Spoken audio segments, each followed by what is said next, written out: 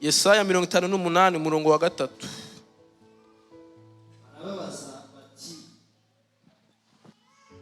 Mbega igituma twisonzesha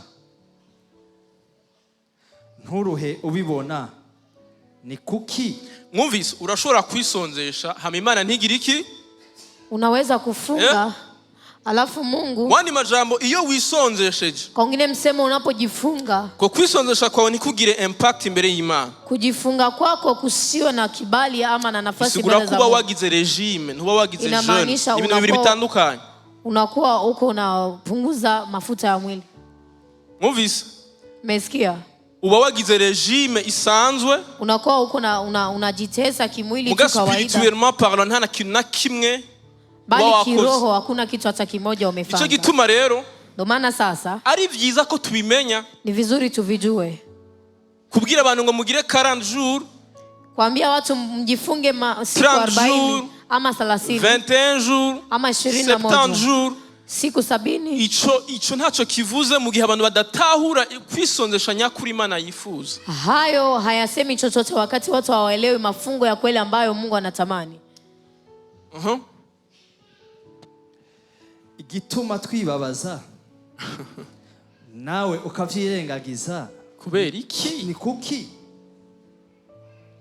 Erega mbiterwa nuko ku munsi wanyu wo kwisonzesha iyo mwisonzesheje mupfa kwikorera ivyanyu, mukora programme yanyu, nafanya anasa zenu, mugakoresha nabi abakozi banyu bose. Attitude y'umutima wawe, mwenendo wa moyo wako. Raba ico mwisonzeshereza namahane, voilà, ni mitongano no gukubitana n'ibifusi byo kugiriranira nabi, guhinduka. Erega ukwisonzesha kwanyu ko muri iyi minsi siko kotuma ijwi ryanyu ryumvikana. Ijwi ryawe ntirizopfa ryumvikanye utize guhindura attitude y'umutima wawe. Sauti yako haiwezi kusikilizika bila kujifunza kubadili mwenendo wa moyo wako. Gusenga kwawe ntikuzopfa kugize impact imbere y'Imana. Kuomba kwako hakutokuwa na kibali mbele za Mungu udahindutse, utize guhinduka, bila kujifunza kubadilika. Hallelujah, amen. Tugarutse muri vya bindi, tunarudi ndani ya yale.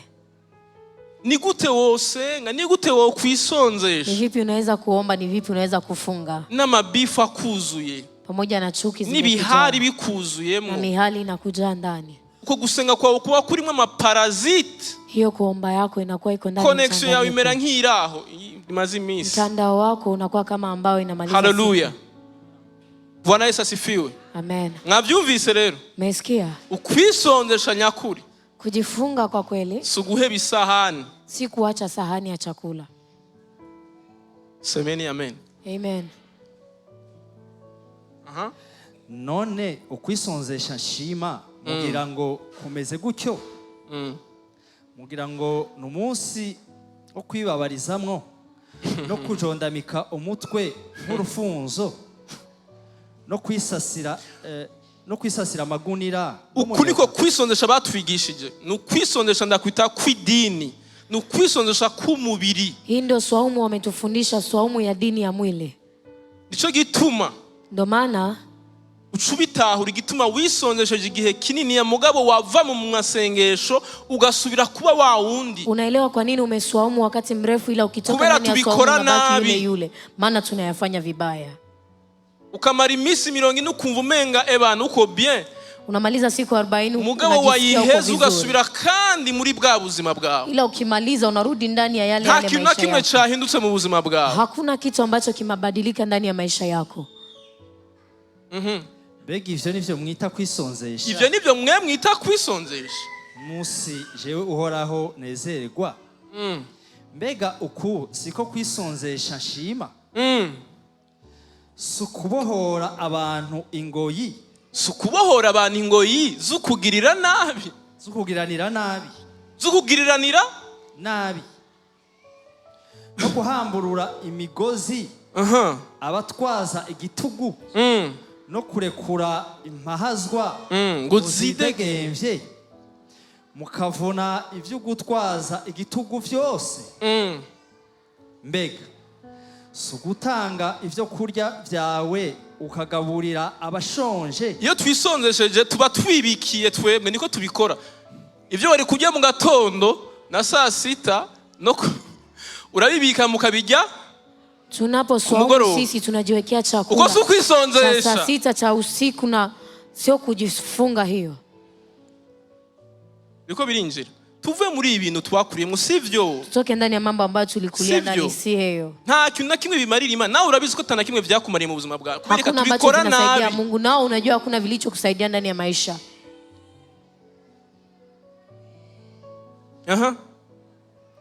Mbega sugutanga ivyo kurya vyawe ukagaburira abashonje, ukazana aboro birukanywe ukabashira mu nzu yawe. Wabona ugenda gusa ukamwambika, ntiwirengagize mwene wanyu. Maze rero umuco wawe uzoca utambika nk'umutwenzi. Umuco wawe uzoca utambika nk'umutwenzi. Amagara yawe asubire atotahare vuba. Ukugororoka kwawe kuzokuja imbere. Kandi ubwiza bwanje buzoba bukwimirije. Dukomera amashi ijambo ry'Imana. Tupige makofi neno la Mungu. Sinzi ko mwabitahuye. Sijui kama mmeelewa. Imibiri yacu, miili yetu niyo twabandanya tuyiha ivyo yifuza vyose. Tunapoendelea kuipatia ambavyo inatamani vyote, bizokwica ubuzima bwacu bw'imhemu. Vitaua maisha yetu ya kiroho. Nico gituma kwisonzesha, ndio maana kuswaumu ni ijambo ry'Imana. Ni neno la Mungu. Kuko ndamaze kubona n'abantu benshi ngaha turavuga kwisonzesha ntibisonzesha. Nimeshagawahi kuona watu wengi hapa tunasema amadega menshi mu mubiri wawe yagusaranye. Ila siku makosa mengi ndani ya mwili wako yatakao. Uzokwibuka kuja kwisonzesha bitagikunda. Utakumbuka kuswaumu na haitowezekana. Ariko rero tu avance ntitugume turi muri vya bindi. Ila sasa tuendelee tusonge mbele, tusibaki ndani ya yale. Kudiscipline imibiri yacu birakenewe. Kupatia adabu mili yetu ni vya maana. Iki kintu ntacho ndaguha. Unaambia mwili wako hichi kitu sitakupatia leo. Semeni amen. Amen. Ariko reka ndababwiza ukuri. Ila acha niwaambie ukweli. Abantu benshi ukuntu bisonzesha, watu wengi wanavyojifunga, baribikira amasahani bari kurya. Wanajiwekea sahani ambazo wangelizikula. Hari n'abantu muranumva bavyuka ngo saa 10 Kuna hata wengine wanaamka saa 10 wanakula. Bahindura amasaha yo kurya gusa. Wanabadili saa za kula tu. Umviriza rero. Sikiliza sasa. Ibihe turimwe byo kwisonzesha no gusenga no kwisonzesha, nyakati ambazo tuko ndani za maombi na mafungo, hamwe no kubuza umubiri wawe vya bindi uri kurawubuza, pamoja na kukataza mwili wako vile ambavyo uko na ukataza, reka ahubwo tubiramplace, acha tuvirudilishie no gusoma ijambo ry'Imana no gusenga na kusoma neno la Mungu na kuomba. Semeni amen. Amen. Iyo wiri utariye ntibisigura kuba wagize jeûne. Unaposhinda njaa haimaanishi kwamba umejifunga. Wagize ico bita intermittent fasting, jeûne intermittent. Hivyo baravyumva uko. Amen amen. Amen. Hallelujah. Amen. Mwabitahuye. Meelewa. Ico Imana yifuza mu buzima bwawe, ambacho Mungu anatamani ndani ya maisha yako. Suko ngo wifunga yako. nk'urufunzo wiyubika. Si kwamba ujifunge na kushutama sana. Icho yifuza nuko umutima wawe uhinduka mwizina. Anachotamani Mungu ni kwamba moyo wako ubadilike kwa jina la Yesu. Amen. Amen. Semeni amen. Amen. Rero sasa reka tubandanye rero mu byo Imana yari kuratwigisha kwa Mungu. Acha tuendelee kwa ambavyo Mungu amekuwa anatufundisha. Ni gutubuzima bw'ibihari. Ni vipi maisha ya mihali? Amabifu. Maisha ya chuki. Mwabonye ko Imana ivyanka cyane. Umeona kwamba Mungu anayachukia sana. Mwabonye ko vyica ubuzima bwacu. Umeona kwamba vinaua maisha yetu ya roho. Bwo gusenga. Maisha ya maombi. Nivyo bintu tuzobivamwo ryari. Sasa hayo mambo tutayatoka ndani. Ingo ziri mu ntambara. Ujumba uko ndani ya vita. Abavukana intambara. Ndugu wako ndani ya vita. Abakorana intambara. Wanaotumika pamoja wako ndani ya vita. None tuzobivamwo ryari. Sasa tutayatoka ndani lini? Uwo mutima tuzowukura he? Huyo moyo tutautoa wapi? Wo kugeraho twirengagiza. Wa kufika ambako tupuuzie ibidutsitaza. ambavyo vinavyotukwaza. Haleluya. Amen. Bwana Yesu asifiwe sana. Amen. Ndagomba tubandanirize ku ijambo twari tugeze ko gukwazika canke gutsitazo canke offense. Nahitaji tuendelee kwa neno ambalo tulikuwa nafika eko la kukwazika. Ndagomba badusomere kwanza muri Luka 17 ndibaza kuva ku murongo wa mbere. Nahitaji watusomee katika kitabu cha Luka 17 kugira tutaraja muri birebire mwumve kabla hatujaingia ndani ya mambo marefu. Amakuru ataryoshe mugabo muyumvirize kuko niko bimeze. Habari ambazo si tamu ila mzisikilize maana Luka ndivyo ilivyo. 17 ku murongo wa mbere. Luka sura 17 mstari wake wa kwanza. Ibitsitaza abantu kandi abwira abigishwa biwe ati, uninde ni Yesu ariko aratubwira, mwumvirize amakuru ya Yesu. Huyu ni Yesu yuko anatuambia ibitsitaza abantu ntibizobura kuza. Ibitsitaza abantu ntibizobura kugira iki? Ayo makuru mwayumvise? Uyu munsi muyatahane. Ejo canke hirya y'ejo canke mu mwaka uza ibigutsitaza ntibizobura kugira iki? Makwazo hayana budi kuja. Iyo umuntu bamubwiye yuko ibintu bizoza akora iki none? Mtu akimwambia kama vitu vitakuja anafanya nini? Aravyitegurira, anajiandalia mambo haya. Akamenya ati nivyaza nzokwifata gutya, nivyaza nitajiongoza hivi, nzobigenza gutya, yakija nitajiongoza hivi. Mbwa twebwe tubayeho ila sisi tunaishi kama vile ntidukeneye ikintu na kimwe kidusitaza. Hatuhitaji kwazo hata moja. Kukazi uzoronka ibikwazo emilionsa. Kazini utapata makwazo mengi. Murugo ndani ya ujumba udakwazikishijwe n'uri ruhande yawe, kama haukwazishwi umukozi azogukomeretsa azogutsitaza. Mtumishi atakukwaza tu. Umva nukuvuga aho uri hose, ni kusema mahali ulipo popote, ibitsitaza ntibizobura kugira iki? Makwazo hayana budi kuja. Ibyo mwavyumvise? Hayo umeyasikia. Kubera ko ngaha turi mu ijuru, kwa sababu hapa tuko mbinguni, tuko duniani. Okay. Ariko ubizana lakini ole wake azobona ibara. Mtu yule ambaye yaja kwa sababu yake. Bisigura umuntu wese uzana ibikwazo, inamaanisha mtu yote ambaye analeta vikwazo azoba jugé par Dieu, atahukumiwa na Mungu. Azocigura urubanza n'Imana, atahukumiwa na Mungu. Nico gituma ijambo ry'Imana dusaba ngo tubana amahoro n'abantu bose, bishobotse mu ruhande rwacu ngo tuba amahoro n'abantu bose. Ikiwezekana upande wetu Mungu anatuomba tuwe na amani na watu wote. Wewe uri muri kino kibanza wamuri mu wamari ibikwazo vyama biva iwawe misi yose. Wewe ambaye uko mahali hapa vikwazo vinatokea kwako kila siku. Imani izogucira urubanza ku mitima wakomerekeje. Mungu atakuhukumu kwa mioyo ambayo umeiumiza. Imitima waciye intege. Kwa mioyo ambayo umeikatisha tamaa. Hako ivyo bavyiza nuko yohambirwa uburusyo buremereye kwizosi. Mwumvirize igihano c'umuntu akomeretsa uwundi muntu. Mwumvirize igihano ngo ico mubera kiza nuko ivyo bavyiza nuko yohambirwa urusyo ruremereye kwizosi, agatererwa mu kiyaga, hakwatsitaza n'umwe muri abo bato. Shalom. Shalom, shalom. Shalom. Ibintu mwari mubizi mbega, rega hari igihe umuntu akora ibintu ntamenye ibintu yakoze ibyo ari byo. Kuna wakati mtu anafanya vitu na sijui vitu ambavyo amefanya nini. Birakorohera gutsitaza umuntu. Ni rahisi wewe kumkwaza mtu. Mugabo wowe muri wowe ntiwigera utahura ibintu uri kurakora. Ila wewe kivyako hauelewa ambavyo uko na vifanza. Igihano adhabu nico kigaragaza ndo inaonyesha uburemere bw'icaho umuntu yakoze, uzito wa dhambi ambao Mungu ameifanya. Ibaza kukwambika urusyo bakaguta mu mazi, jiwaze kukuvalisha jiwe la usagio na kutupa ndani ya maji. Semeni amen. Amen. Kubera ibintu dukora ntavyo tuzi, kwa sababu mambo tunayafanya hatuyajui. Semeni amen. Amen. Ikandababwiza ukuri, acha niwaambilishe. Urazi yuko hakubwira ijambo ribi umwana w'umuntu.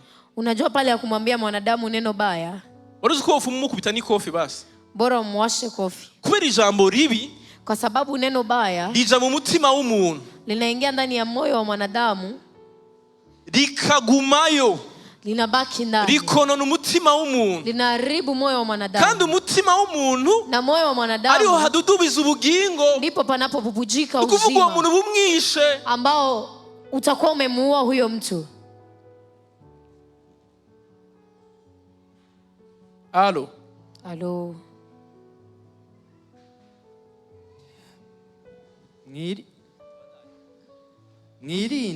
mwirinde mugenzawe niyakora icyaha umuhanure niyihana umuharire. Niyihana umugira iki? Umuharire. Kandi niyakugirira nabi indwi ku munsi umwe. Niyagukoshereza inshuro iki?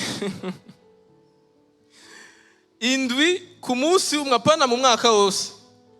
Umunsi na akikukosea mara 7 katika siku moja, agahindukira ibihetangabo indwi, agahindukira ibihetangabo na kurudi kwako mara 7, akubwira ati ndihanye, uze ubimuharire.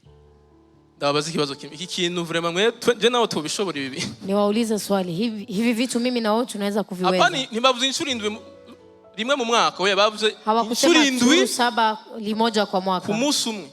Wanasema mara 7. Indwi ni giharuro cy'ubwuzure cyangwa infinite. Ndukuvuga abandi majambo ibicumuro byose gukorera mu munsi umwe infiniment mu buryo budaharuritse. Kwa wengine msemo ni dhambi anazokufanyizia kwa siku moja, namna ambao haihesabiliki na usamee bila kuhesabu. Reka ndabwira ukuntu twebwe tubayeho rero. Acha niwaambie sisi tunavyoishi sasa. Twebwe umuntu agucumiye ko rimwe. Sisi mtu akikukosea tu limoja, turamukatira.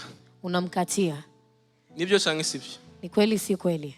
Unamubonye aserutse hariya, ukimwona hata anatokelezea, uhindura direction, unabadilisha mwelekeo. Hamyo bishitse naho rero, binapofika sasa, ukamuharira, ukimsamehe, umuharira avec condition. Unamsamehe pamoja na sharti, ntuzusubire, ila usirudie. Asubiri ijya kabiri, akirudi mara ya pili, unamkumbusha, wasubiri, umerudilia. Murumva yuko ubwo buzima bwacu budahuye n'ijambo ry'Imana. Mnasikia kwamba maisha yetu hayakutani na maisha ya Mungu. Ni gutupoza amakondisyo mu guharura umuntu kandi Imana mu guharira wewe itigeze ipoza amakondisyo. Ni vipi unatia sharti kwa kumsamehe mtu na Mungu hajawahi kutia sharti kwa kumsamehe? Kubera iki turuha no guharira abantu kandi gushika umunsi Imana itararuha n'amafuti yacu? Kwa nini tunashoka kwa kusamehe watu na hadi leo Mungu hajachokeshwa na makosa yetu? Reka ndababwiza ukuri. Hata niwaambilishe. Tuwaza dufise ibintu bitunanira. Sote tuna vitu ambavyo vinatushinda. Igituma bakunda kuvuga ngo ingo ziragoye. Kwa nini napenda kusema ujumba ni mgumu? Ni kwa sababu uronse undi muntu wifitiye ibintu vyiwe ari ruhande ya hatoki yuko hapo. Unakuwa umepata wengine mtu ambaye ana mambo yake yuko kandoni mwako, hatoki yuko hapo. Iyo umuntu kwishure ku kazi, ingelikuwa ni wengine mtu shuleni biroroshe kumukwepa ukavana kumukwepa namna chana. Muga umuntu umviriza 24 heures ubwirizwa kumubona muri 24 heures. Ila mtu masaa 24 unapaswa muona. Hari nabirofuje mu nzoga. Kuna hata ambao wanafanya kimbilio lao pombe, 2h3h wanarudia masaa 9 za usiku. Bagasanga umuligenda aracari maso arabarindiriye. Wanakuta ni shujaa yuko macho na wasubiri. Semeni amen. Amen. Abantu bararushe. Watu wanachoka. Kweli kiworara hanze kandi warubatse inzu ibaze frere. Kwa nini ulale nje na umejenga nyumba? Jiulize kweli. Hallelujah. Amen. Umviriza rero. Sikiliza sasa. Wakristo. Ituzoshika mu ijuru tutize guhariranira. Hatutofika mbinguni bila kujifunza kusameheana. Kubera nje ndafisa makosa. Kwa sababu mimi nina makosa. Na urafisa makosa. Na wewe una makosa. Jenda ukoshereje mharira nawe ukosheje ndaguharira. Nisamehe nami ukinikosea nitakusamehe. Nivyo bizodushoboza gushikio tuja. Ndivyo vitatuwezesha kufika ambako tunaelekea. Nta muntu numwe muzobana yuzuye mu bintu vyose, ntabaho uwo muntu. Hakuna ambaye mtaishi naye amejaa kwa mambo yote, hakuwepo huyo mtu. Ubwibone bw'abantu, majivuno ya watu, nibwo butuma ndo yanafanya ibintu vyononekara. Vitu ama mambo yanaribika. Satana akonona imiryango, shetani anaharibu mafamilia, akonona ubuzima bw'ishengero, anaharibu maisha ya kanisa kubera ubwibone, kwa sababu ya majivuno. Kumva yuko wotovuga pardon, kujisikia kwamba wewe huwezi kusema nisamehe, kumva kutosaba imbabazi, kujisikia kwamba wewe huwezi kuomba msamaha, kuko batwigishije ngo kwa sababu wametufundisha abagabo ntibakosha, wanaume wakikosea abagabo ntibakora makosa. Ya kwamba wanaume hawafanyi makosa. Abagabo muri ngani ivyo? Wanaume mko hapa ni kweli? Abagabo basivye. Abagabo muri ngani ntaba wanaume hampo. Basivye abagabo. Wanaume hawakuja. Munyishure. Nijibu. Abagabo barakora makosa ntayo bakora. Wanaume wanafanya makosa, hawafanyi makosa. Barayakora? Wanayafanya. Ntabyo narinzi. Nilikuwa sijui. Na makuru mashasha. Ni habari mpya. Nyamukora makosa. Sasa kama unafanya makosa, wibaza ko gusaba imbabazi bisha bigukura ku bugabo? Unadhani ukiomba msamaha utatolewa wanaume wako? Ariko uribaza gutakaza ila unadhani kupoteza amahoro yawe, amani yako, umunezero wawe, furaha yako kubera ubwibone bwawe, kwa sababu ya majivuno yako. Semeni amen. Amen. Semeni amen. Amen. Reka ndaberekere kuva mu isezerano rishasha ubuzima abantu bari babufise muga birantangaza kuno mwise uno musabizera Kristo badafise ubwo buzima. Acha niwaoneshe ndani ya agano jipya hayo maisha yalikuwepo, ila inanishangaza kanisa la leo hayo maisha hayapo. Samueli wa 2:24. Samueli wa kwanza 24. Muri ya Sauli na Daudi. Habari ya Sauli na Daudi. Kuva ku murongo wa 11. 1 Samuel 24 kuva ku murongo wa 11. Samueli wa kwanza 24 toka mstari wa 11. Kandi ga muvyeyi.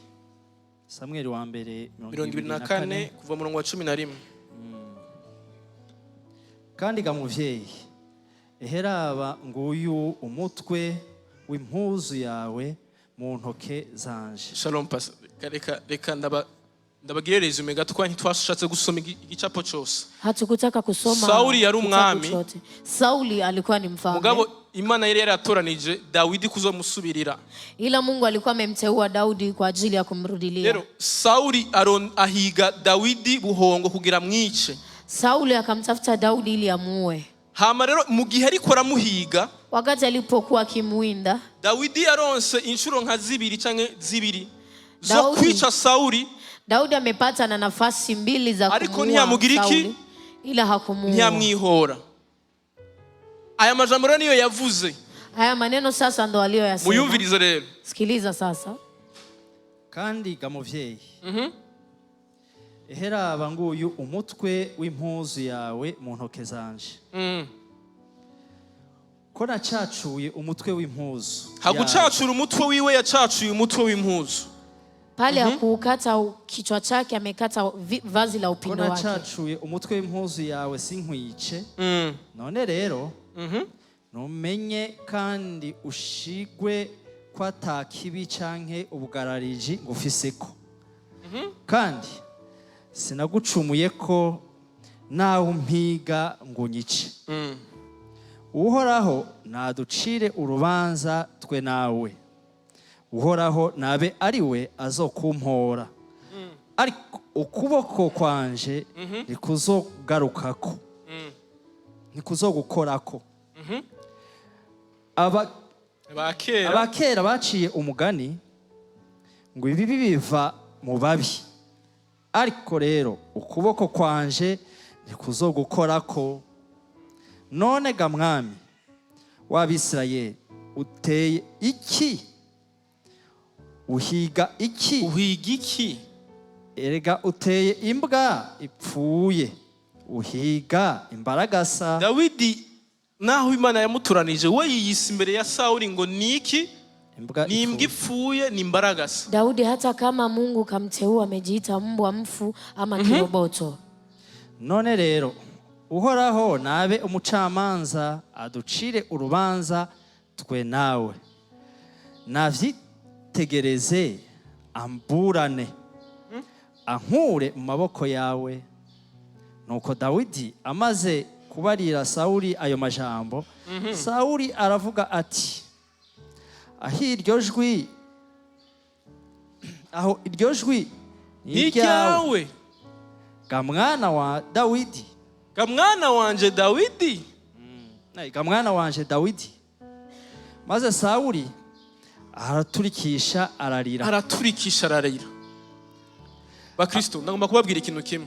Wakristo, nahitaji niwaambie kitu kimoja. Uburyo bwiza, namna nzuri bwo gukosora abantu baduhiga, ya kukosoa wanaotuwinda. Uburyo bwiza, aina nzuri bwo gusubiza abansi bacu, ya kurudishia adui zetu, nukubereka ineza, ni kuwaonesha wema. Biratugora, binatutatiza, mugabo nibwo buzima bw'Imana. Ila ndo maisha ya Mungu. Semeni amen. Amen. Umwami w'Isirayeli ararira. Mfalme wa Israeli akalia. Yarabaye tushe. Ameguswa. Murazi? Najua. Strategy ya Satani, mfumo wa shetani, ni kumultiplia, kugwiza ikibi, ni kufanya zaidi ya ubaya. Ariko ila umuti w'Imana, dawa ya Mungu, kugira kureho ikibi, ili atoe kibaya, nuko duharira. ni kwamba ni kule tusameane. Mwandi majambo, kwa wengine msemo, mze mubirabe, myatazame, jewe niciye uyu, mimi nikiuya ule, hama nkavyara uyu, alafu na mzao huyu, uyu nawe azoca yica nde, na huyu atafika na muua. Nukuvuga ni kusema vengeance, kisasi, kwihora, kisasi bimultiplia ikibi, inaongezea kibaya. Imana nayo, Mungu naye, kugira ikemure ikibi, ili aweze kusahihisha kibaya, anatufundisha kusameana. Barabigishije, wamewafundisha gusengera abansi banyu, kuombea adui zenu ngo bapfe, ili wakufe. Ariko Yesu niwe yatwigishije yuko abansi bacu dukwiye kubahezagira. Ila Yesu katufunza kubariki adui zetu. Nibaza ko ari kubera iki yabidusavye. Nadhani ni kwa nini katuomba haya. Igihe cyose ukuravuma, wakati wote uko na laani, umutima wawe ubwawe ni ubura ukuravuma. Moyo wako binafsi ndio uko na laani. Igihe cyose wifurije mugenzi wawe ikibi, wakati wote utamtakia mwenzako mabaya, n'umutima wawe ubabara, ni moyo wako unaumia.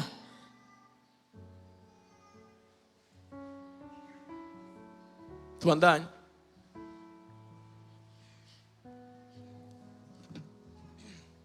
Uviriza ijambo yabwiye Sauli yabwiye Daudi. Hili neno ambalo Sauli kaambia Daudi. Abarira Dawidi ati, undushije kugororoka, uranduse. Akamwambia Daudi, wewe umwenye haki, kuko ungiriye neza, maana umenitendea mema. Naje jeho nakugiriye nabi, kandi jewe nakugiriye nabi, nami nimekutenda mabaya. Ni gute turuta abantu? Ni gute tubereka yuko tutangana? Ni vipi tunaonyesha kwamba hatuko sawa? Si mukubakomora, si kwa kuwakonzoa, nato tugakoresha inguvu dufise. Eti nasi tutumie nguvu ambazo tunazo. Twarasomye mu migani, tumesoma katika Mithali, wicubahiro c'umuntu, heshima ya mtu, nukwirengagiza ico yacumuweko, ni kupuuzia alichokosewa yeye. C'est là où est notre gloire. Ni hapo ambako kuna utukufu wetu. Icubahiro cacu naho gihagaze, ndiko kuna heshima yetu. Sugukomesha wakugiriye nabi, si kumkomesha aliyekutendea vibaya. Sukumwereka ko nawe utoroshe, si kumuonyesha kwamba na wewe hauko wa kawaida. Iyo ni mentalite y'isi, hiyo ni akili ya kidunia. Si ubwenge bw'Imana, si akili ya Mungu. Si ubuzima bw'abana b'Imana, si maisha ya wana wa Mungu. Ubuzima bw'abana b'Imana, maisha ya wana wa Mungu, ni kugirira neza abatugiriye nabi, ni kutendea mema waliotufanyia mabaya. Murabizi gituma? Najua kwa nini? Kuko guhora nuko Imana suko iwacu. Kwa sababu kisasi ni cha Mungu, si chetu. Iyo ugiye kwihora, unapoenda nuko abantu batabizi kisasi, ni ajili watu iyo wihora, unapofanya kisasi, ubusubiye mu kibanza c'Imana, unakuwa unarudilia katika nafasi ya Mungu. Ubufashe kibanza c'Imana, unakuwa unachukua na nafasi ya Mungu. Imana ni ifise uburenganzira yonyene yo kwihora. Maana Mungu ndo ana mamlaka ya kulipiza kisasi. Nibaza ko message yapashije, tubandanye. Nadhani ujumbe umepita. Kandi uyu munsi werekanye kungiriye neza, kuko Uhoraho yari yangabuye mu maboko yawe ntunyice. Mbega umuntu yobona umwansi wiwe agaheza agapfa kumureka akigira? Umuntu yobona umwansi wiwe occasion ironse opportunité, unapata na nafasi, agaheza agapfa kumureka akigira, akamureka tu hivyo hivyo, uragahabwa ingororano nziza n'Uhoraho. Dukomera amashi ijambo ry'Imana, tupige makofi neno la Mungu. Mwumvise? Mesikia? Wa muntu yariko arahiga Dawidi, yule mtu ambaye alikuwa akimtafuta Daudi, ariko aramuhezagira, yuko anambariki. Mwavyumvise? Pastor duhereze ngaho kunu ya prophetije ko ari wazo amuzomusubirira. Mbega umuntu yobona umwansi wiwe agaheza agapfa kumureka akigira, uragahabwa ingororano nziza n'Uhoraho. Ibaze guhezagirwa n'abansi bawe. Jiulize kubarikiwa na adui zako. Ivyo bizoba ryari? Haya yatakuwa lini? Kuvyo nkoreye uyu munsi. Kandi rero ndazi kutazobura kuba umwami. Voilà. Kandi kwari wewe uzotuma ingoma y'Abisirayeli ihangama. Sauli ahanuriye Daudi ko ari wazoba umwami, kandi Sauli ari wari umwami w'Isirayeli. Sauli anamdabiria Daudi kwamba atakuwa mfalme, na ni yeye Sauli alikuwa mfalme wa wana wa Israeli. Kweli kintu yamukoreye, kwa sababu ya kitu alichofanyia. Correction. Akamkosoa. Uko niko dukosora nk'abana b'Imana. Hivi ndivyo tunavyokosoa kama wana wa Mungu. waliotufanyia vibaya.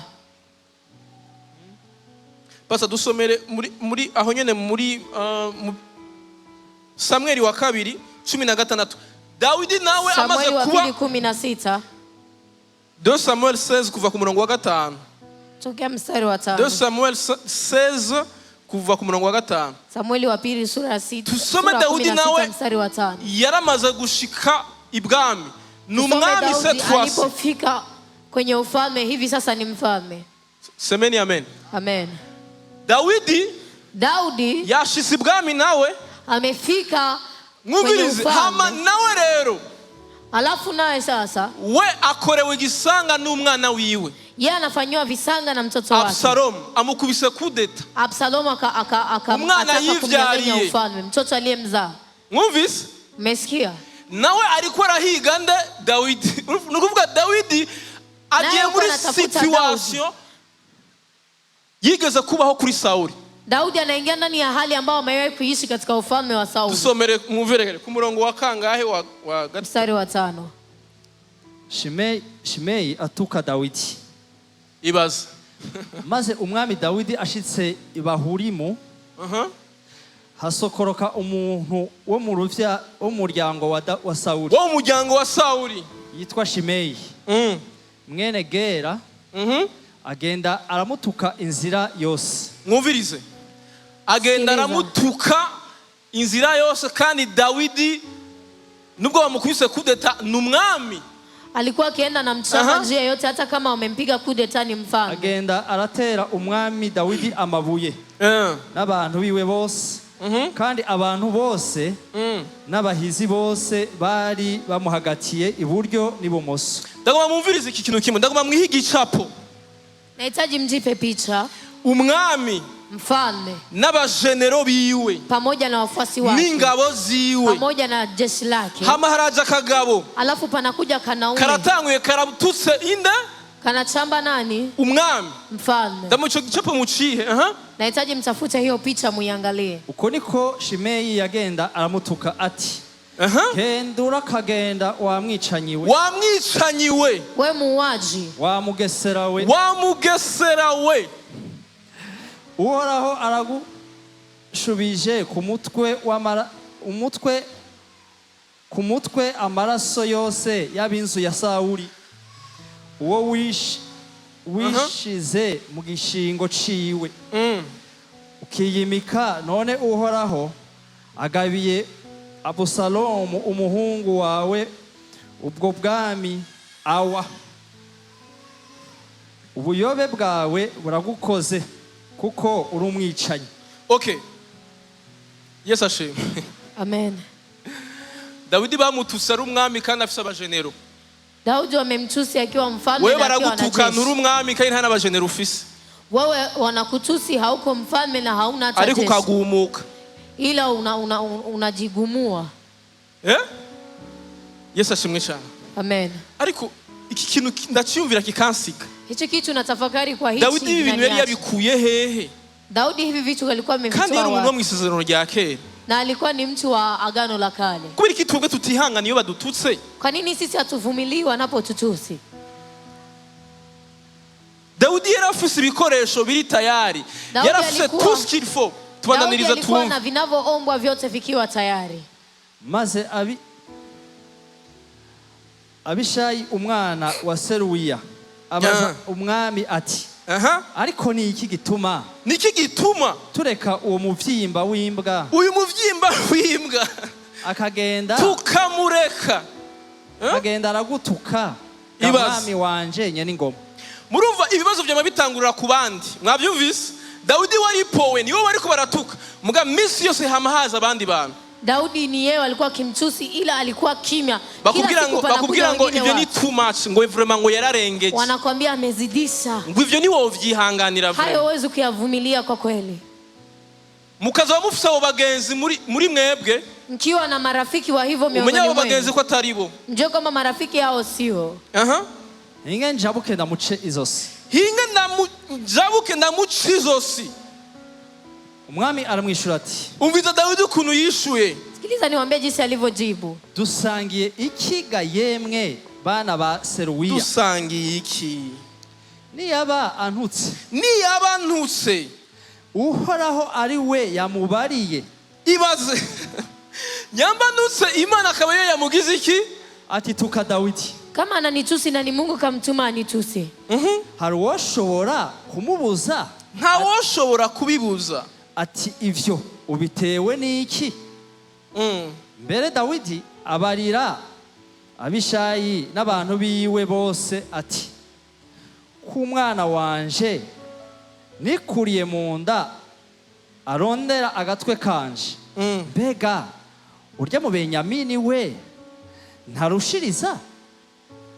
Nuko mureke antuke kuko Uhoraho ari we yabimubariye.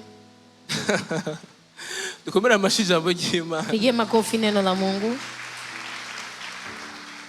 Ndagomba kubabwira muri kino gitondo. Nahitaji kuambia kwa hii asubuhi. Ingwano tugwana sizo. Vita tunavyovipambana sivyo. Turuga turagwana n'abantu. Tunabaki tukipambana na watu. Turuga turapambana n'abantu. Tunabaki tukiwa ndani ya vita na watu. Kumbe na saa zingine nta kintu na kimwe kitaba Imana itagize iki? Hakuna kitu ambacho hata kimoja kinakuwa Mungu. Reka nabwire ikintu kimwe. Hata niwaambie kitu hata kimoja. Umunsi Imana izokwama ibona muri wewe ubwibone. Siku zote Mungu ataona ndani yako majivuno. Izokwama ikrea ama situation ikugira ucinyizwe. Mungu atakuwa anatafuta namna yote ili wewe ususwe. Abantu sico kibazo. Watu si ndio tatizo. Nasanze ikibazo kiba muri twebwe. Nimekuta tatizo inaishi ndani yetu. Semeni amen. Amen. Plus uzogwiza ubwibone, jinsi unavyoongezea plus hazobaho ama situation akwereka yuko ukiri hasi. Na ndio gisi patakuja namna ama fursa za kuonesha kwamba uko chini. Daudi yaragiye ibwami. Daudi ameenda ikulu. Mugabo aradibama. Ila akaikaa. Arimenyera. Akajizoea. Ifore ko Imana imusubiza muri situation isa na ya indi yarahozemwo. Ni vile Mungu anapaswa mrudisha kwa ile hali kama ile ambayo alikuwa ndani mbele. Amen, amen. Amen. Ariko we yaragize ubwenge agira ihishurirwa. Ila yeye amekuwa na hekima na akapata ufunuo. Ati nta muntu yokuba ukakunuka guca. Hakuna mtu ambaye anaweza usubutu kunitusi hivi. Atari Imana ivyemeye. Ni kwa sababu Mungu amekubali. Muti rero Imana iremera ko badutuka. Mtajiuliza eti Mungu anakubali watutusi? Ndiyo sana. Imana iremera ko baturenganya ego cyane. Mungu anakubali watuonee ndiyo. Kubera ko umutima wawe urafise agaciro gusumba ibindi bintu mwisi woronka. Kwa sababu moyo wako una thamani zaidi ya vitu ambavyo unaweza pata duniani. Imana iremera kuca mu situation kugira ngo ikweze. Mungu akimaliza kukutoa ndani ya hali ili akutakase. Ubwibone. Akuvue majivuno hayo. Ikwambure. Akuvue amanyama. Kujiona, kujisikia. Kuko munagira amanyama yafise agashambara. Mtu anakuwa na kujisikia kwa sababu anajistiri. Imana iremera bakakwambura agashambara kugira amanyama yawe ahere. Mungu akikubali wakuvue kujistiri ubaki mtupu ili kujisikia kujioku. Ndabizi yuko twize gusenga ngo Mana hindura situation. Najua kwamba tunakimbilia kuomba eti Mungu badili majira. Ariko hindura isengesho, iryo sengesho siryo. Ila badili maombi, ombi hilo silo. Warikuriye gusenga ati Mana nyigisha muri iyi situation. Ungelipaswa kuomba Mungu nifunze ndani ya hali hii. Nyigisha. Nifunze. Kubera ko umwana yatize ngo amenye. Kwa sababu mtoto ambapo hajifunzi ili ajue, ni avance. Haendelei. Wazi gituma abantu benshi babayeho mu muzingi. Najua kwa nini watu wengi wanabaki kwa kuzunguka. Ubuzima bwabo buri mu cycles. Maisha yao yanakuwa kwenye duara ya mzunguko. Ntibahinduka. Hawabadiliki. Semeni amen. Amen. Hallelujah. Amen. Hallelujah. Amen.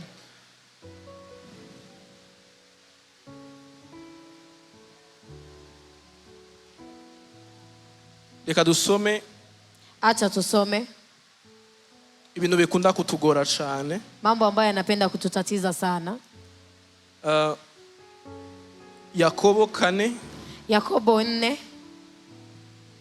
11. 11. Yakobo 4:11. Yakobo sura ya 4:11. Ndagomba kubabwira ikintu kimwe. Nahitaji kuambia kitu kimoja. Ngomba mpeze asigaye iminota 10 gusa. Nahitaji nimalize kuna baki dakika 10. Mwumvirize iki kintu. Sikiliza hichi kitu. Naragenda rondera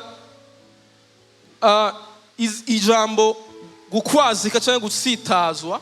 Nimeenda nikatafuta neno kukwazika. Offense.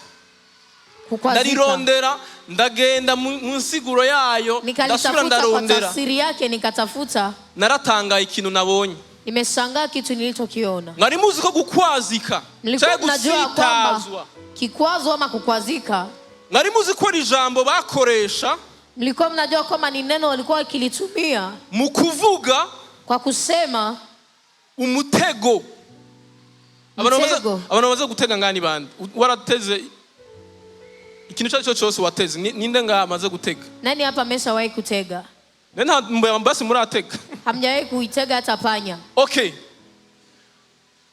iya technique ukoresha iya mechanism ukoresha kugira ngo utege waba ari mbeba yaba ari ifuku hali ile unayotumia kwa kutega ile panya imitego iratandukanye biva n'ibyo ushaka gufata mitego iko tofauti ça dépend na ambacho unataka gutega bwo gupieja namna hiyo ya kutia mtego baita scandalon yo havuye mu ijambo scandal ni kuvuga ngo iryo jambo barikoresha mu kuvuga uburyo bakoresheje mu gutega ikintu neno hilo walikuwa kilitumia namna ya kusema walivyotumia kitu bisiguriki na maanisha nini bisigura ngo iyo wemeye gukomeretswa ubuguye mu mutego w'umugwanizi inamaanisha unapokubali kuumizwa unakuwa unaanguka ndani ya mtego wa adui navyumvise umesikia iyo wemeye kuba offense unapokubali kukwazika twasomye yuko Yesu yaravuze ngo ibitsitaza ntibizobora kugira iki tumesoma ya kwamba Yesu kasoma majaribu yatakuja makosa tunayoyafanya sisi ni kuri mitima yacu turayagura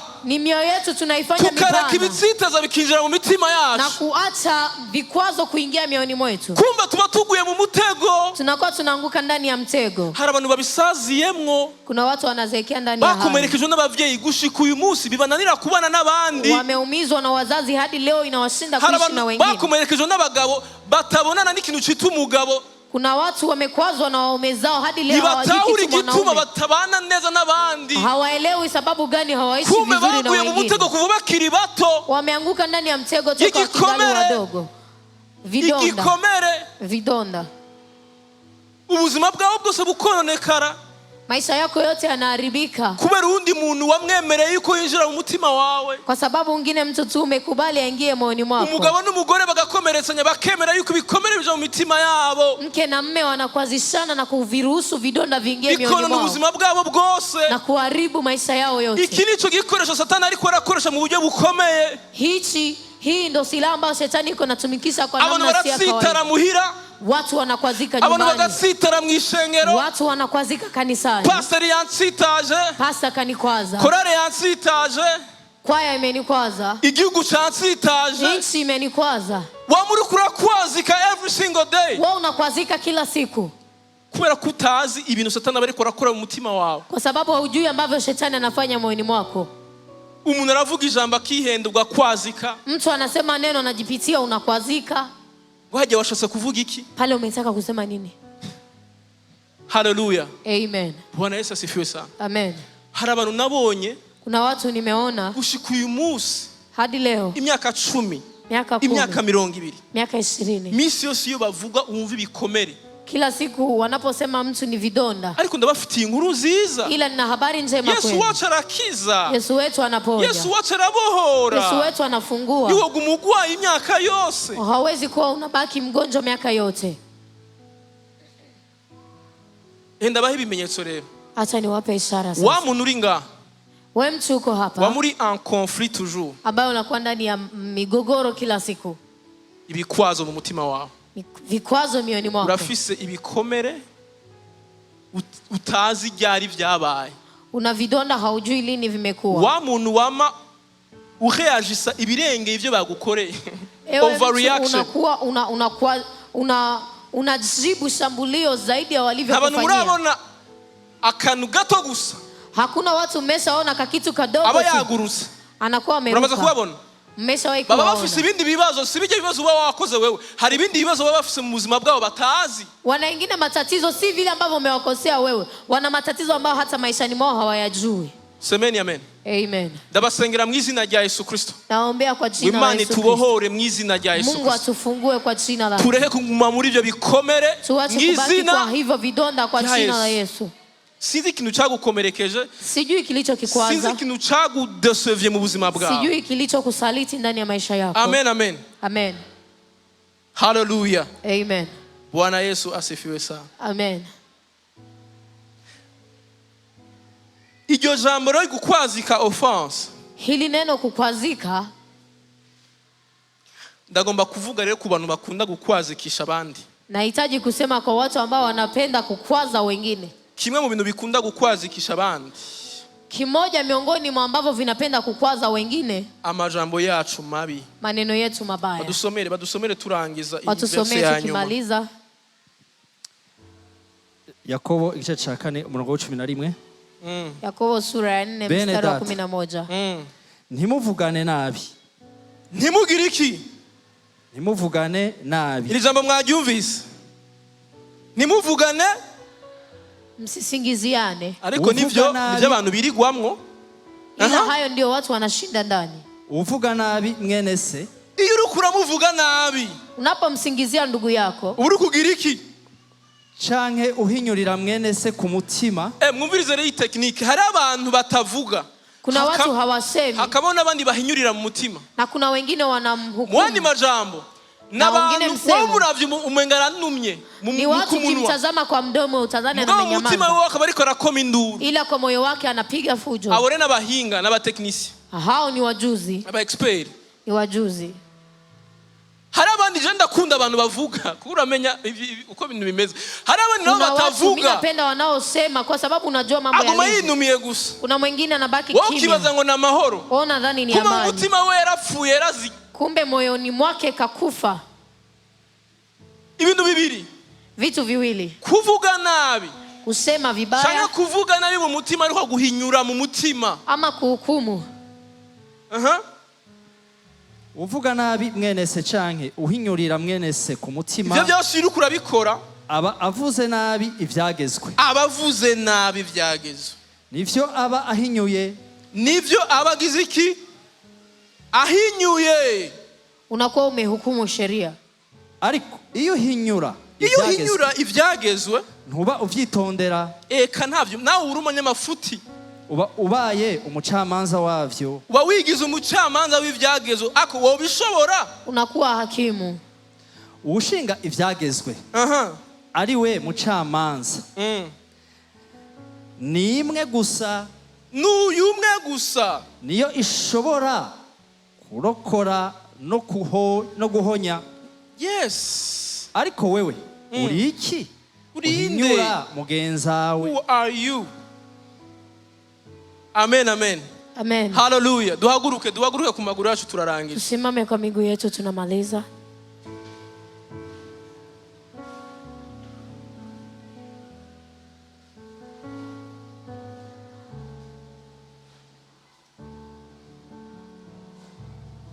Hallelujah. Amen. Ndagomba wibaze. Nahitaji ujiulize. Twavuze ibintu byinshi, tumesema mambo mengi, ariko mu mutima wawe, ila moyoni mwako, nigikukeneye ko Imana igukiza muri kino gitondo. Nini unahitaji Mungu akuponye kwa hii asubuhi? Abantu bama bari mu nsaku, watu ambao wanabaki ndani ya usutwa, abantu atakani kazi bafise atari kuvuga abandi bantu, watu ambao hawana ingine kazi isipokuwa kusema watu. Mwumvise ibintu muko murakora, muko mushurubanza b'ivyagezwe, nakuwa mmejifanya mahakimu, mwigize abajujo b'ivyagezwe, nakuwa mmejifanya hakimu wa sheria. Wo bishobora, utayaweza?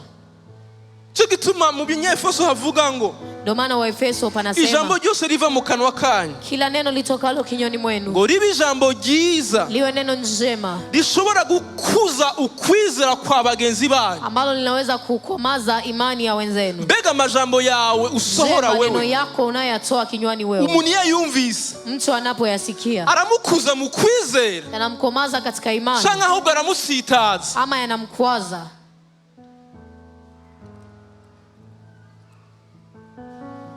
Hallelujah. Amen. Bwana Yesu asifiwe sana. Amen. Imana ntitubuza kuvuga, Mungu hatukatazi kusema, ariko ila itubwira ibyo tubwirizwa kuvuga. Mungu anatupatia ambavyo tunapaswa kusema. Twarasomye ishavu, tumesoma hasira, kwa ni kimwe mu bintu bituma abantu bavuga nabi, kama ni kimoja miongoni kwa vinavyowafanya watu kusema vibaya. Ariko ngo iyo ushavuye, ila neno la Mungu linatuambia unapokasirika, ntucumure, usifanye dhambi. bisubira ngo gushavura, Inamaanisha kukasirika. Ni kawaida turashavura. Ni kawaida tunapasha kusirika. Ariko gufata ama decision no kuvuga mwishavu sivyo. Ila kuchukua hatua ama kusema ndani ya hasira si kweli. Iyo ushavuye ukora ikintu kibi misi yose. Unaposirika unafanya kitu kibaya. Iyo ushavuye uvuga amajambo mabi misi yose. Unapokasirika unasema maneno mabaya kila siku. Semeni amen. Amen. Ntidushobora gusenga ngo Imana igukure mu ishavu. Ishavu c'est une émotion iri mu muntu. Hatuwezi kuomba eti Mungu atutoe hasira. Ahubwo dusenga. Hasira ni kitu kiko ndani ya mtu. Kugira ngo ugire maîtrise de soi. Tunaomba ili uwe na kujichunga kivyako. Unapokasirika, ntufate ingingo, usichukue hatua, ntureagise, ntuvuge, usiseme.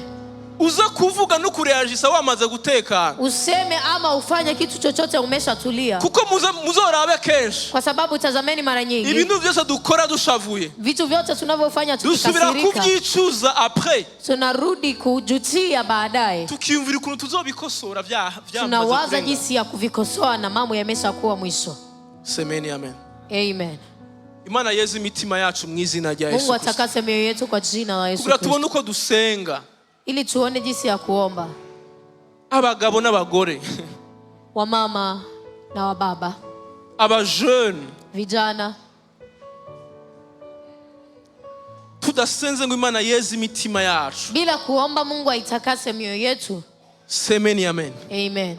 Ntidushobora gusenga. Hatuwezi kuomba nkuko bikwiriye. Kama inavyostahili. Ntidushobora kubaho ubuzima bw'Imana nkuko bikwiriye. Hatuwezi kuishi maisha ya Mungu kama inavyostahili. Amen. Amen. Jewe ndifuza. Mimi natamani yuko 2024 mwaka wa 2024 mu izina rya Yesu. Tubadilike kwa jina la Yesu. Semeni amen. Amen. Dutambe. Tucheze. Tuvyine.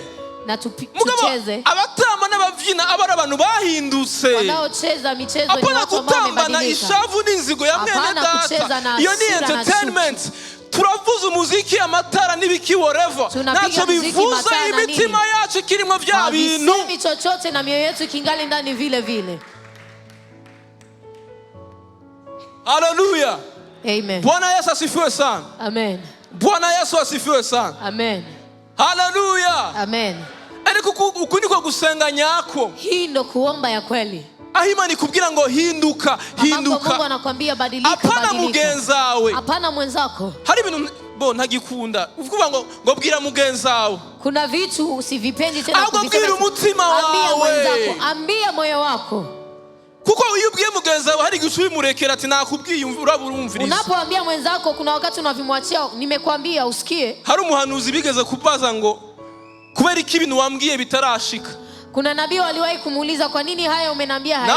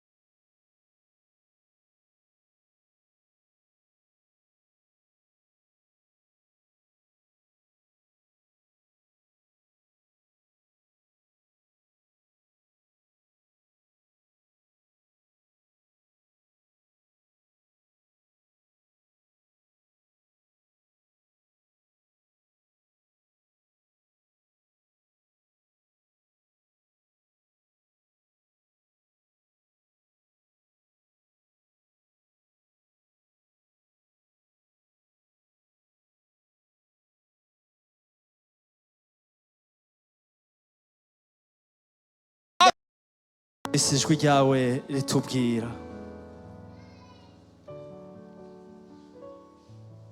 Reka ushoboze mwene data ari ngaha kumva iri jambo ryawe. Ntitwihende turyumva gusa, ariko tube abarishira mu ngiro. Duhitemwo kuba abawe vy'ukuri, kugenda uko we ushaka, kugenda duhagaze mu bugombe bwawe, tugume mu bugombe bwawe. Nico gituma wavuze ngo ivyo tuzosaba vyose bihuye n'ubugombe bwawe, buhuye n'iri jambo twumva buri munsi, buhuye n'iri jambo heje kutuganiriza uno munsi, ngo bizotubera uko nyene. Girira neza imitima yacu y'ubufafara y'ubupapa, ivemwo icitwa ikibi cose ngisa n'ikibi, ico twigishijwe n'iyi si, ico twigishijwe mu miryango yacu, ico twigishijwe mu idini, cose gisohoke mwami, maze tube inyego zawe, tube abawe vy'ukuri, tube mwami Yesu Kristo abagenda baranga ubugombe bwawe, abagenda bashira mu ngiro ijambo ryawe. Ntituba baryumvise ngaha gusa, ariko tugende turishingira intahe, tugende turibaho mwami Yesu. Ni naho tuzokumva kandi ryajwi ryawe rizotubwira ngo nimuze mu munezero wa so wanyu. Nimuze ndabazi mwaciye mu bibabaza, ariko mwagumije ukwizera, mwagwanye intambara nziza y'ivyo nababwiye, murabigumya. None Data wo mw'ijuru, reka uhingurire mu mutima wa buri muntu, umwereke ubushobozi n'impera nziza inyegeje mu kugumya iri jambo ryawe, murinyegeje mu kugumya ivyo utubwira, murinyegeje mu kugumya mwami Yesu vy'ubugombe bwawe. Reka turabawe, reka tuvyibuke yuko ari twebwe wahisemwo mu gihe nk'iki. Ni twebwe ufitiye confiance, nta wundi Yesu, nta wundi Data wo mw'ijuru, nta wundi ufise mu bihe nk'ibi yoshingira intahe muri iyi si. Ijambo ryawe, ubushobozi bwawe mwami, ubuzima bwawe, nta wundi ni jewe na mwene Data ari ngaha. Natwe turavuze ngo turabawe Yesu, tubihisemwo, dufashe decision iri jambo twumvise uno munsi kurishira mu ngiro mwami, ariko vyose tubishobozwa nawe duha inkomezi, kandi inkomezi zawe ziri muri iri jambo nyene. Reka rihingura ubugingo bwacu, reka rihingura ivyiyumviro vyacu, reka rihingura imibereho yacu, reka tugende uko ushaka, maze dutambuka uko ushaka. Nta wundi adushoboza, ni wowe Kristo, ni wewe gusa, ni wewe mwami Yesu. Tugukomeye amashi menshi Yesu, tugukomeye amashi Yesu, tugukomeye amashi menshi yuko ari wowe udushoboza, kandi ubugombe bwawe nizo nkomezi zawe, kandi gushira mu ngiro ubugombe bwawe niwo munezero wacu. Natwe turagushimiye Yesu kutwigishije kandi kutugiriye neza. Shigwa hejuru mu mitima yacu, shigwa hejuru mu miryango yacu, shigwa hejuru mu vyo dukora vyose, shigwa hejuru mu ishengero ryawe, shigwa hejuru mu gihugu cacu Yesu, shigwa hejuru hose Yesu, ushigwa hejuru cancane mu mitima yacu, mu mibereho yacu, mu mvugo zacu, mu ngendo zacu, mu vyo turaba, mu vyo tuvuga, mu vyo dukora Yesu. Reka bari ugaragara gusa, reka twebwe dupfe gusa, abari uboneka Yesu, maze impembo irahari. Sojula mwami Yesu Kristo, tuzi ko tuzokubona, tukajya kuri wa munezero, tugasangira nawe kuri ca giti c'ubugingo Yesu. Nuko rero Yesu Kristo, urakoze kuwo wacishijemo, natwe twakiriye. Reka mpwemu yera ashishikare kutuyobora, kandi mpwemu wawe waravuze ngo naya majambo ndababwira ngo niyo mpwemu kandi niyo bugingo. Reka rero amajambo tuyobore aho tuja hose, duhore tuyibuka, kukwibuka no kwibuka ijambo ryawe, kuko niwe wihinduye jambo. Reka tuyobogwe n'ijambo ryawe, aho tugenda twotsitaye, aho tugenda tutonga imitego y'umugwanizi, reka tumurikishe ijambo ryawe. Ijambo ryawe ni itara ritumurikira mu nzira, maze tukanesha, tukagaragaza mwami ukunesha kwawe, maze vyose bibaye tukavuga ngo icubahiro kibi cawe. Naco gituma n'ubu tuvuze ngo icubahiro kugarukire. Tugukomeye andi mashi menshi, uzokwamukomerwa amashi, urayakwiriye. Nta wundi Yesu Kristo, ubundi bihe bitazoshira. Ni mw'izina ryawe Yesu Kristo, amen. amahoro y'Imana n'ubuntu bw'Imana n'urukundo rw'Imana no gutsinda kuva mu ijambo ry'Imana bibe mu mitima yacu ubu n'ibihe bitazoshira. Amen. Abajene saha 11 hariho igikorane cyane, karibu sana. Kuna mkutano wenu karibuni. Umushitsi na shoke agenda turakwakirira muri kijya kibanza. Wageni msiende, tutakupokea kule kwa wale na mahali. Asanteni.